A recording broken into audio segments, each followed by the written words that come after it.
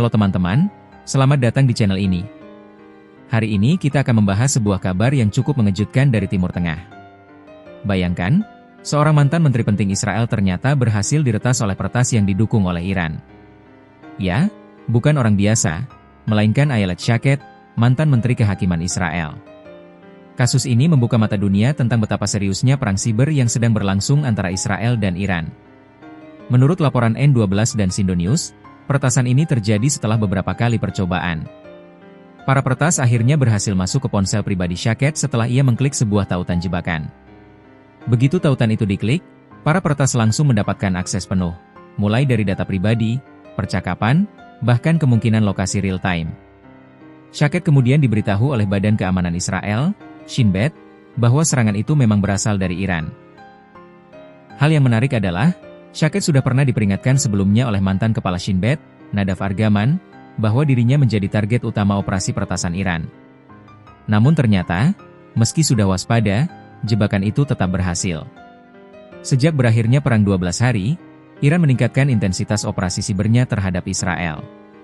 Strateginya biasanya sama, mengirim pesan yang seolah-olah berasal dari akun resmi Telegram atau WhatsApp. Mengelabui target agar mengklik tautan. Begitu terhubung, seluruh data bisa disedot. Serangan semacam ini bukan hanya menargetkan pejabat tingkat tinggi, tapi juga militer, intelijen, bahkan masyarakat sipil. Tujuannya jelas, melemahkan psikologi Israel dan menunjukkan bahwa sistem keamanan mereka bisa ditembus. Buat yang belum tahu, Ayelet Shaked adalah salah satu politisi paling terkenal di Israel. Ia pernah menjabat sebagai Menteri Kehakiman dan dikenal sebagai tokoh sayap kanan. Sebagai figur publik yang vokal, Shaked sering menjadi target kampanye politik, termasuk serangan siber. Maka, keberhasilan Iran meretas ponselnya bisa dianggap sebagai prestasi besar dalam perang bayangan.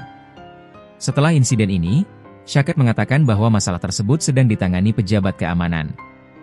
Namun, kasus ini membuat publik Israel makin resah. Jika seorang mantan menteri saja bisa diretas, bagaimana dengan pejabat lain yang masih aktif? Apakah data-data rahasia negara juga bisa bocor? Pertanyaan inilah yang sekarang menghantui masyarakat dan pemerintah Israel. Perang siber ini hanyalah bagian kecil dari konflik besar Israel-Iran. Israel biasanya melancarkan serangan siber untuk melumpuhkan fasilitas nuklir Iran, seperti kasus Stuxnet dulu.